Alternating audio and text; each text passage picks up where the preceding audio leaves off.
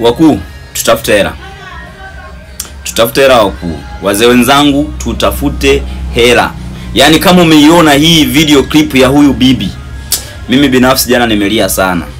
Yaani kuna watu ambao milioni moja mnaona kwamba inatakiwa mnunue kiwanja mjenge. Kuna wengine milioni moja mnatakiwa mnunue, mnahisi kwamba inatakiwa mnunue matofali. Huyu bibi ameulizwa akipewa milioni moja anafanyia nini? Bibi anakuambia atanywea pombe. Msikilize vizuri. Msikilize bibi. Kwa sasa ukipata milioni moja unaifanyia kazi gani? Nainywea pombe tu Bombonya. Na mashoka zangu. Na mama yake na Eliji tunakunywaga naye hapo. Tunalewa. Paka penye roho pana furahi.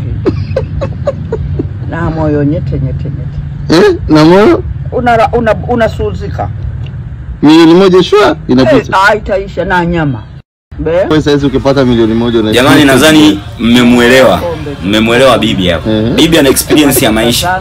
Hapo kimwangalia unaona kabisa na miaka kama inawezekana 60 70 na kitu. 70 na kitu. Lakini bibi anakuambia leo hii 2025 yeye akipewa milioni moja anasema atanywea pombe. Mwenzangu na mimi unajipanga kujenga, kunywa pombe. Yaani kumbe milioni moja ni hadia. Milioni moja bado sio hela. Yaani bibi mwenyewe anatambua kwamba milioni moja sio hela.